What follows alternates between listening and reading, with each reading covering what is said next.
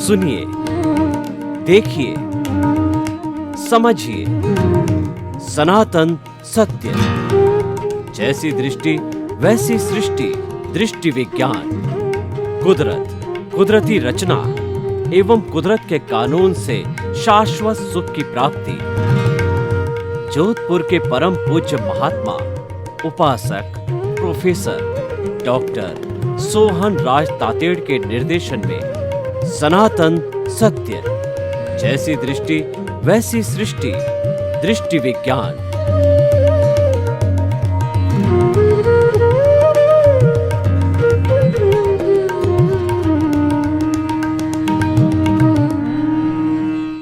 भाई और बहनों, मातृशक्ति को नमन। स्टूडियो में आपका हार्दिक स्वागत है, अभिनंदन है, सत्कार है। आत्मविज्ञान, साइंस ऑफ द सोल कार्यक्रम के अंतर्गत हम आपको सही दृष्टि, सही सोच, राइट विजन, राइट थिंकिंग के तहत जो आपकी नकारात्मक सोच है और जो आप गलत दिशा में चिंतन कर रहे हैं, आप नेगेटिव थॉट्स के साथ चल रहे हैं, उसको हम करेक्शन देते हैं। करेक्शन इसीलिए दे पाते हैं कि हमारे जो आत्मविज्ञान केंद्र के अंदर आत्मा है, और जहाँ केंद्र में आत्मा होती है सब काम प्रमाणिक होते हैं। और हम कुदरती रचना, कुदरत के कानून, और उससे हमको प्राप्ति होती है यूनिवर्सल ट्रुथ, सार्वभौम सत्य, और जो है लॉ ऑफ द नेचर प्राप्त होता है, सनातन सत्य प्राप्त होता है। उससे आपको शाश्वत सुख की प्राप्ति होती है। हम आपको सम्यक दर्शन देते हैं, हम आपकी दिशा को सही करते हैं। ये सारा कार्य हम अलग अलग एपिसोड्स के माध्यम से करते हैं। तो आज बहुत ही सुंदर दार्शनिक एपिसोड लेकर के आपके सामने प्रस्तुत हो रहे हैं। आज का हमारा विषय मोक्ष किसका। भाई और बहनों, पहले हम मोक्ष की परिभाषा करते हैं। हम अगर वर्तमान में सोचें कि अगर व्यक्ति के मेंटल पीस हो, टेंशन फ्री हो, और किसी तरह का दुख ना हो, और उसको दुख में से सुख निकालने की कला आनी चाहिए। देखिए, सुख और दुख होना हमारे हाथ में नहीं है। सुख और दुख तो जो हमारा परिणाम है, ये प्रारब्ध है, उदय हम पीछे से लेकर के आते हैं। ये हो रहा है, ये हमारे हाथ की बात नहीं है। लेकिन हमारे हाथ की बात क्या, पुरुषार्थ है। आपके कोई दुख की प्रवृत्ति, टेंशन की प्रवृत्ति, स्ट्रेस की प्रवृत्ति और स्ट्रेन की प्रवृत्ति चल रही है, और आप उसके अंदर समभाव से रहते हो। आप उसके अंदर किसी भी तरह की अशांति फील नहीं करते हो, किसी तरह का दुख फील नहीं करते हो, उससे बिल्कुल प्रभावित नहीं होते हो, और उसकी तरफ ध्यान भी नहीं देते हो। आप उपेक्षा भाव से चलते हो उस स्थिति का कि भाई ये मेरा कर्मों का उदय है, मेरे कर्मों का प्रारब्ध है, मैं इसको रोक नहीं सकता। लेकिन इसके अंदर शांत रहना, संभाव रहना, ये मेरा पुरुषार्थ, ये मैं कर सकता हूं, क्योंकि वो तो हो रहा है। और जो ये हम कर रहे हैं, करना हमारे हाथ में, जो हो रहा है हमारे हाथ में नहीं है। तो वो तो ऑलरेडी पेपर हम दे चुके हैं, उसका परिणाम हमको मिला है। तो भाई और बहनों, इस तरीके ये हमारा वर्तमान का मोक्ष है कि अगर मान लो आपको कोई तरह का तनाव ना हो और जीवन में शांति रहे, तो ये हमारा तात्कालिक मोक्ष है। लेकिन ये टेम्परेरी है। थोड़े समय के बाद में फिर दुख आ जाता है, दुख के बाद में सुख आता है। इस तरीके से साइकिल चलती रही है, सुख दुख सुख दुख, क्योंकि हर संजोग के साथ वियोग जुड़ा हुआ है। This is the law of the nature. ये कुदरत रचना और कुदरत का कानून है, जिसको कि रोका नहीं जा सकता है। तो जब संजोग के साथ वियोग होना निश्चित है, संयोग वियोग लेकर ही आता है, यानी सुख दुख का चलता रहता। हमको वो टेम्परेरी काम नहीं चाहिए, हमको किराए का मकान नहीं चाहिए, हमको तो अपने घर की झोंपड़ी चाहिए, ताकि कोई बार बार हमको खाली ना कराए। बार बार खाली करने से बहुत डिस्टर्बेंस होता है, हमारा सामान टूटा, हमारा मूड खराब होता है, और हमारे जो रहने की लाइफ स्टाइल एक जगह फिक्स हो जाती है, वो नए घर के अंदर रोज बदलती रहती है, और हम कष्ट की अनुभूति करते हैं। तो भाई और बहनों, हमें अपने स्वयं का मकान चाहिए, और स्वयं का मकान हमारी आत्मा है। ये शरीर तो किराए का मकान है, ये तो बदलता रहता है। ये तो हमने न मालूम जन्म जन्मांतर के अंदर हमने कितने शरीर धारण किए हैं। एक इंद्रिय, द्विंद्रिय, त्रिंद्रिय, चतुरेंद्रिय, पंचेंद्रिय, नर गति, तिर्यंच गति, मनुष्य गति, देव गति, और मुक्ति हमारी होनी नहीं, हुई नहीं है। और वही आज का विषय है कि हम मुक्ति कैसे प्राप्त कर सकते हैं, और मोक्ष किसका होता है। तो हम ये चाहते हैं कि हमको परमानेंट सुख मिले। हमको स्थायी सुख मिले, हमको शाश्वत सुख मिले, हमको अक्षय सुख मिले, निरंतर सुख मिले, यानी जिसके बाद कोई दुख ना हो, प्योरली सुख ही सुख, 24 कैरेट का सोना हो, उसमें कोई अशुद्धि नहीं है, और ये मिल सकता है क्योंकि हमारी जो मूल स्वरूप में जो आत्मा है, शुद्ध आत्मा भगवान जो भीतर विराजमान है, हर एक के भीतर में वही भगवान विराजमान है। वो अनंत ज्ञान वाला है, वो अनंत दर्शन वाला है, वो अनंत शक्ति वाला है, और वो अनंत सुख का धाम है, यानी इसकी प्रॉपर्टी है। ये किसी भी दूसरी चीज की, बाहर जड़ चीज की ये प्रॉपर्टी नहीं है। मैं जो है अनंत सुख वाला हूँ, ये प्रॉपर्टी हमारी आत्मा की है, और ये ओनली भीतर के जगत में आत्मा के साथ में एम्बेडेड है, आत्मा की प्रॉपर्टी है, और आत्मा का लक्षण है, आत्मा का गुण है, और ये आत्मा में मिलता है, और मनुष्य इसको प्राप्त कर सकता है। हम असंभव बात नहीं कर रहे हैं आपको कि ये असंभव बात तो संभव कैसे होगी, जो हम कर रहे हैं वो संभव हो सकती है, यानी मुक्ति संभव है, और उस मुक्ति को पाने वाला केवल यही औदारिक शरीर है, मानव जीवन है। जब कभी भी उस मुक्ति को प्राप्त करना होगा, तो उस मुक्ति की प्राप्ति के लिए इसी शरीर में आना पड़ेगा। भगवान महावीर ने इसी शरीर को धारण किया, 24 तीर्थंकरों ने इसी शरीर को धारण किया, राम ने इसी शरीर को धारण किया, और गौतम बुद्ध ने इसी शरीर को धारण करके वो निर्वाण को गए, मुक्ति को गए। तो भाई और बहनों, कि ये सारा मुक्ति से जुड़ा हुआ टॉपिक है, तो क्वेश्चन ये कि मोक्ष किसका? देखिए, हमारे भीतर जो प्रभु है, वो तो ऑलरेडी मुक्त है, वो तो शुद्ध स्वरूप है, लेकिन वो अभी मैला हो चुका है, अभी ये बॉन्डेड है, अशुद्ध हो गया है। मूल स्वरूप में उसमें कमी नहीं है, वो तो मोक्षगामी है, वो तो मोक्ष का स्वरूप है, और मोक्ष में ही हाजिर है, मोक्ष में ही रहता हर क्षेत्र। लेकिन उसके साथ जो ये कॉजल बॉडी, कार्बन शरीर, सूक्ष्म शरीर, और उसके साथ में जो ये हमारा कर्म शरीर जुड़ा हुआ है, और इसको हम राग द्वेष भी कह सकते हैं, कषाय भी कह सकते हैं, क्रोध मान माया लोभ भी कह सकते हैं, मोह का संसार भी कह सकते हैं, अज्ञान भी कह सकते हैं, अविद्या भी कह सकते हैं। इसके जितने जितने धर्म दर्शन हैं, सभी ने इस अज्ञान के अलग अलग नाम दिए, लेकिन भाव सबका एक है कि अज्ञान के वेल्डिंग को तोड़ो, तो अज्ञान के वेल्डिंग को तोड़ते ही आपकी शुद्ध आत्मा स्वरूप प्रकट हो जाएगा। वो अशुद्धि इसके ऊपर आई हुई है। कई बार क्या होता है, मैं आपको एक उदाहरण देता हूँ कि कोलार गोल्ड फैक्ट्री हमारे कर्नाटक के अंदर, आप कभी गए हुए हों तो वहाँ सोना बनाने की फैक्ट्री है, तो वहाँ पर गोल्ड ओर निकाला जाता है, ओर के अंदर मिट्टी साथ में आती, तो सबसे पहले मिट्टी को अलग किया जाता है, और फिर रासायनिक क्रिया के द्वारा उस गोल्ड के जो टुकड़े होते हैं उसको मेल्ट करके, और उसके साथ में जो तांबा तांबा है, पीतल है, जिंक है, जो भी चीजें मिली हुई होती है, उन सब को डिटेक्ट करके, उनको रासायनिक क्रिया करके अलग करके, फिर ये बिस्किट बनाया जाता है। 999 जो है नंबर का बिस्किट बनता है, यानी वो 24 कैरेट का सोना होता है, वह विशुद्ध अवस्था में होता है। तो हमारी आत्मा भी उसी तरीके से प्योर है, विशुद्ध अवस्था में है, लेकिन अज्ञान के कारण जो है अशुद्ध हो गई है। उस अज्ञान की वेल्डिंग को काटना है। तो मोक्ष किसका है?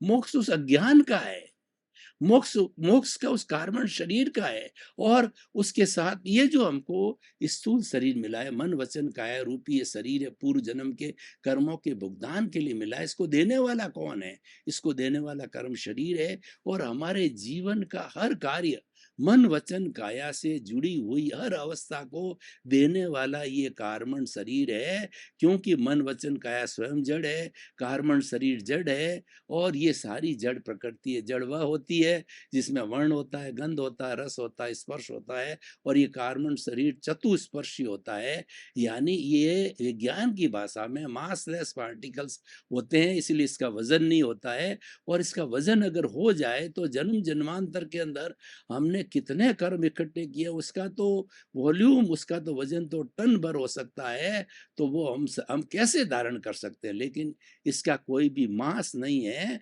ये चतुस्पर्शी है, और ये जो है वो कार्बन शरीर के रूप में, लिंग शरीर के रूप में, कॉजल बॉडी के रूप के अंदर ये आत्मा से चिपका रहता है। और इसके ये हमारा ये जो है वो द्रव्य कर्म है।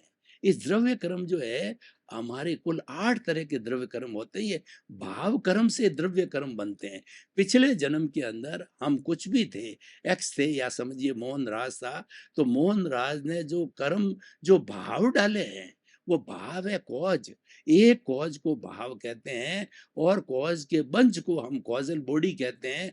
तो कई भाव डालने से कॉजल बॉडी खड़ी हो गई है और वो कॉजल बॉडी है इस जन्म में द्रव्य कर्म रूप में बन के आती है, जो ज्ञानावर्णीय कर्म, दर्शनावर्णीय कर्म, वेदनीय कर्म, मोहनीय कर्म, आयुष्य कर्म, नाम कर्म और गोत्र कर्म है। और इसका क्लासिफिकेशन करें तो 148 तरह की प्रकृतियां हैं और इन सब का उदय चलता रहता है। इन सब का जो है गीता की भाषा में प्रारब्ध चलता रहता है, हर क्षण उदय चलता रहता है, हर क्षण डिस्चार्ज, उदय को और प्रारब्ध को हम डिस्चार्ज कहते हैं। और चार्जिंग भी होता है, कर्म बंधन भी होता रहता है। अगर हम भाव करते हैं तो भाव के द्वारा जो, अगर हम जो है, भाव भी तीन तरह के होते हैं। अशुभ भाव से हमारा पाप का बंधन होता है, शुभ भाव से पुण्य का बंध होता है और शुद्ध भाव से हमारे बंध नहीं होता है, बल्कि ये कार्बन शरीर है वह धीरे धीरे धीरे सफाई को चलता रहता है, उसपे पोछा चलता रहता है, उसपे क्लीनिंग मशीन चलती रहती है।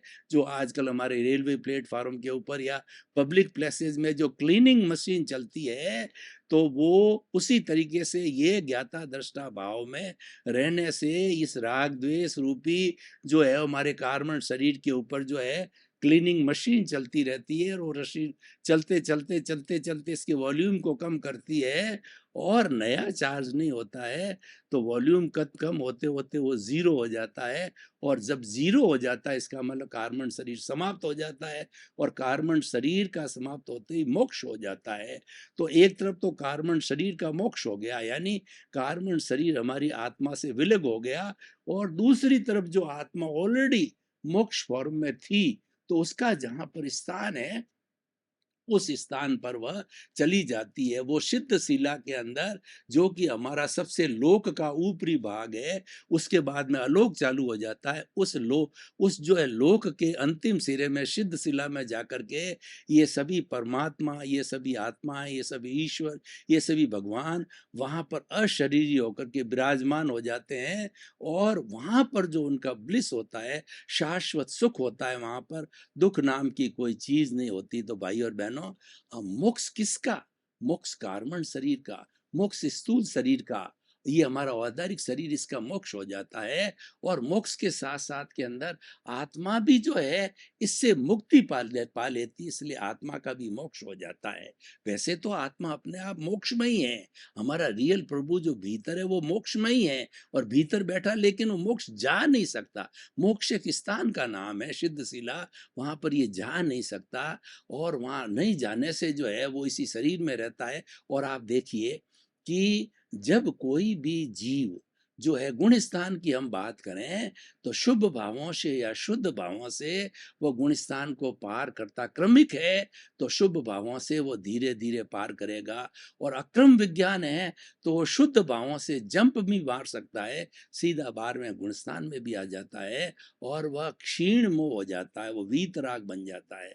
और जो वीतराग बनता है निश्चित रूप से उसकी मुक्ति होगी होगी, और वीतराग बनते ही वो इस औदारिक शरीर में परमात्मा का रूप हो जाता है, क्योंकि उसका मोहनीय शरीर जो है, मोहनीय कर्म समाप्त हो जाता है। और उस मोहनीय कर्म के समाप्त होने के जो है न्यूनतम है वो एक कर्म जो है वो एक समय, और अधिकतम 48 जो है मिनट के समय के अंदर जो है वह उसकी जो है वह उसके केवल ज्ञान की प्राप्ति हो जाता। केवल ज्ञान 360 डिग्री का ज्ञान है और वो एब्सोल्यूट ट्रुथ है। और उस एब्सोल्यूट ट्रुथ को जिसने प्राप्त कर लिया है वह शरीर में भगवान का रूप हो जाता है और केवली के लिए भूत भविष्य वर्तमान और जड़ और चेतन की किसी अवस्था उससे छुपी नहीं रहती, सब अवस्था का ज्ञान होता है। क्योंकि वह तो जो है वो एक दोपहर के चमकते हुए सूरज की तरह है, जो कि पूरा तपा हुआ होता है और वह भुवन भास्कर होता है। तो उसी तरह से केवल ज्ञान को जो है वो प्रकाश का पुंज होता है, यानी उसके अंदर समस्त सृष्टि का ज्ञान विराजित हो जाता है। तो भाई और बहनों, ये मोक्ष किसका इसकी बात करें तो स्थूल रूप के अंदर तो मोक्ष हमारे स्थूल शरीर का है।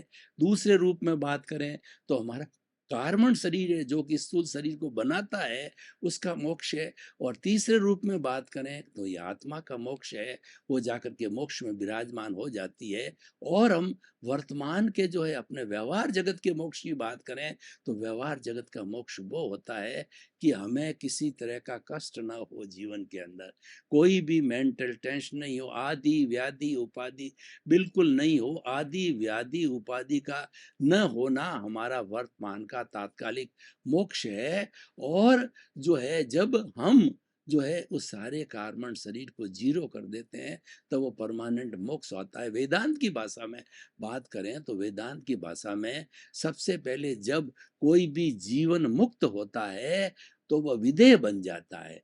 विदेह वह व्यक्ति होता है जो कि इस तरीके के शरीर के अंदर होता है, लेकिन शरीर में रहते हुए भी वह भेद विज्ञान जानता है।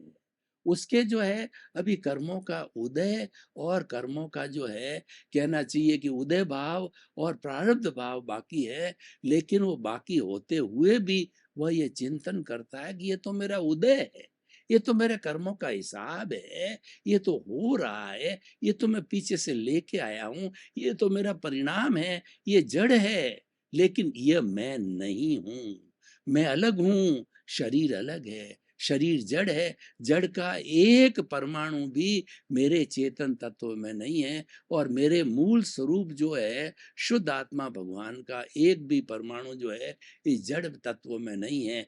ये भेद विज्ञान जो कर लेता है वह विदेह बन जाता है, वो जीवन मुक्त बन जाता है। जैसे कि राजा जनक थे जो कि मिथिला के राजा थे और वो सभी तरह का राजपाट वगैरह कार्य करते थे, चक्रवर्ती राजा थे, लेकिन सब कुछ करने के बाद भी वो भीतर जो है वो जो है कमलवत जीवन जीते थे कि मैं अलग हूँ, शरीर अलग है और ये तो मेरा व्यवहार जगत है, लेकिन निश्चय जगत के अंदर मैं मोक्षगामी शुद्ध आत्मा हूँ।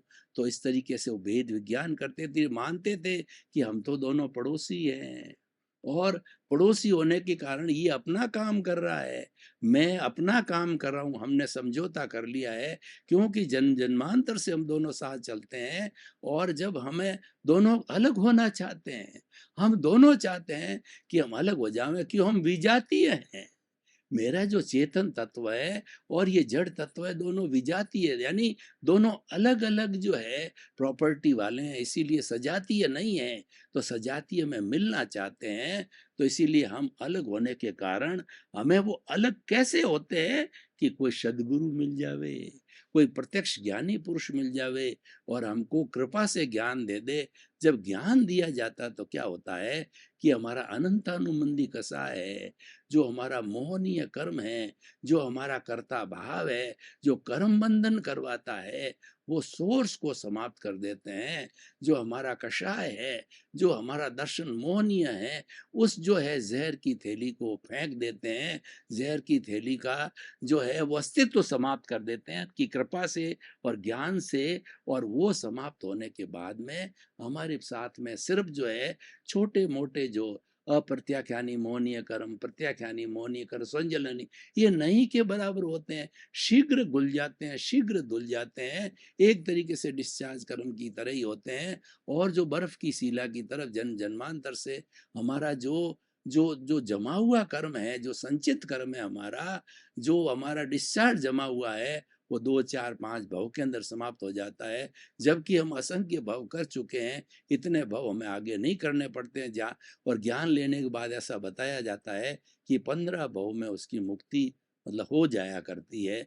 तो भाई और बहनों, बहुत ही सुंदर विषय है, इसको मैं ओपन टू द ऑडियंस करता हूँ। तो आपके विचार, आपकी जो है इसके बारे के अंदर क्या सजेशंस है, क्या प्रश्न है, क्या जिज्ञासा है, और जो है आपको क्या सुझाव देना चाहते हैं। तो मैं ये कहना चाहता हूँ कि ये जो विषय है बहुत सुंदर विषय है।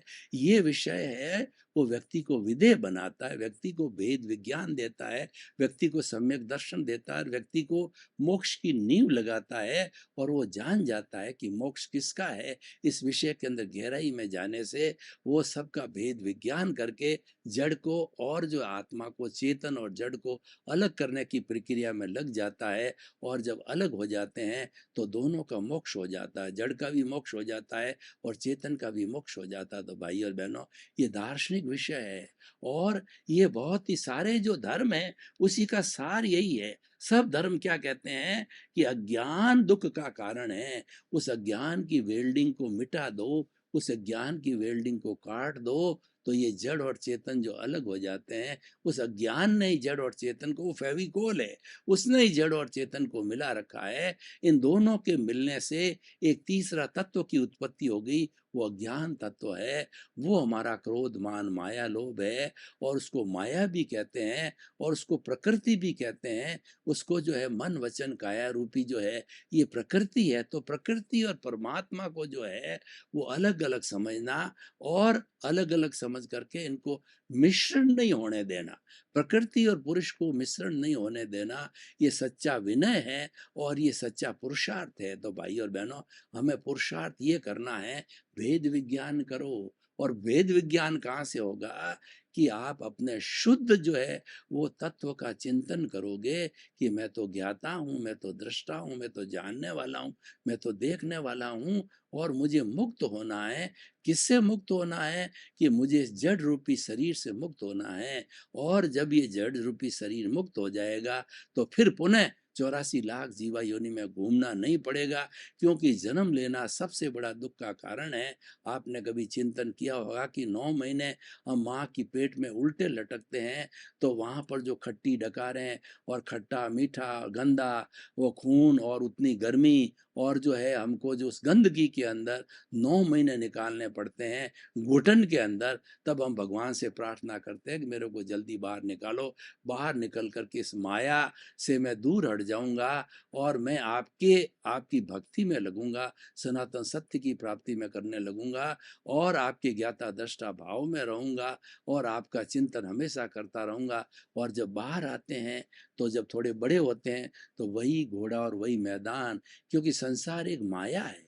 ये संसार हमको भटकाता है, संसार से राग द्वेष पैदा होता है, संसार से जो है हमारा कार्बन शरीर बढ़ता है। और अगर संसार को घटाना हो तो रास्ता मुक्ति को जाता है। 2 रास्ते हैं, एक तो मुक्ति का रास्ता और एक संसार का रास्ता। संसार का रास्ता इंद्रिय सुख का रास्ता है, वो हमको जो है हमारी चेतना का जो पहला स्तर है जीवात्मा में ही रहने देता है, पहले गुण स्थान में ही रहने देता है, आगे नहीं बढ़ने देता है। और पुरुषार्थ क्या है कि जो पहले गुण स्थान से जो है आपको चौथे 5वें और 12वें गुण स्थान तक जाना है, आपको भेद विज्ञान करना है, आपको जड़ और जो है चेतन को अलग अलग मानना है, आपको आत्मा और स्थूल ये कर्म शरीर को अलग अलग मानना है।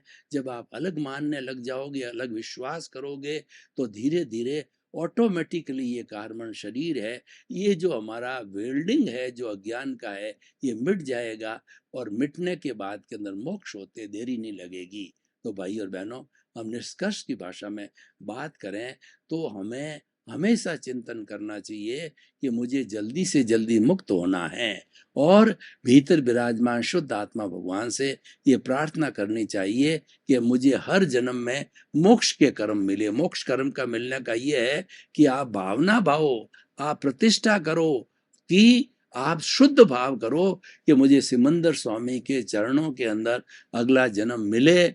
और उसके लिए दादा भगवान आप रोज उड़न खटोला लेकर के भवी जीवों को जो उसमें बिठा करके सिमंदर स्वामी के चरणों में प्रस्तुत करते हो। भाई और बहनों, आपका बहुत बहुत धन्यवाद। आप हमारा आत्मविज्ञान कार्यक्रम बराबर देख रहे हो, हमको बराबर फीडबैक मिल रहा है, आपको पसंद आ रहा है। इस कारण काफ़ी हजारों की तादाद में लोग इस आत्मविज्ञान कार्यक्रम को देखते हैं। फिर भी आपकी कोई जिज्ञासा हो तो हमारे पर्दे के पीछे हमारी वेबसाइट और मोबाइल ऐप और जो हमारा ईमेल है उसके ऊपर जो आप अपनी जिज्ञासा को भेज सकते हैं, आपको सही समाधान मिलेगा। और आपकी जिज्ञासा के आधार पर नए नए एपिसोड्स तैयार करके हम प्रतिदिन आपको परोसते रहेंगे। इसी क्रम में आपका जीवन आनंदमय हो, मंगलमय हो, आप शतायु होकर के अपने परिवार के साथ में जो है वो जगत कल्याण का काम करते करते मुक्ति को प्राप्त करो। आपके प्रति शुभकामनाएं।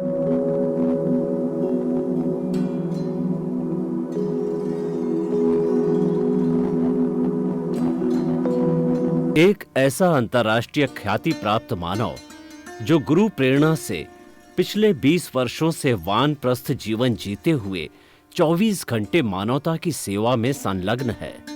एक ऐसा मानव जो अभी राष्ट्रीय, अंतर्राष्ट्रीय टीवी चैनलों पर 7,500 एपिसोड के माध्यम से सनातन सत्य, आत्मविज्ञान एवं पुनरुत्थान व्यवहार एवं निश्चय जगत के जीवनोपयोगी विषयों पर हृदय स्पर्शी प्रवचन कर चुका है। उस मानव का नाम है महात्मा उपासक प्रोफेसर डॉक्टर सोहन राज तातेड़।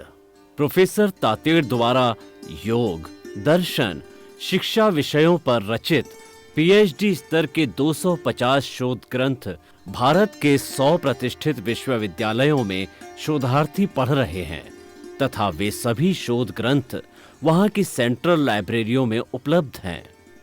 महात्मा सोहन राज ने अभी तक हजारों स्कूलों, कॉलेजों, विश्वविद्यालयों एवं संस्थाओं में सेमिनार, वर्कशॉप, कैंप लगाकर लाखों विद्यार्थियों को योग, दर्शन, शिक्षा का प्रशिक्षण देकर उन्हें सुसंस्कारित किया।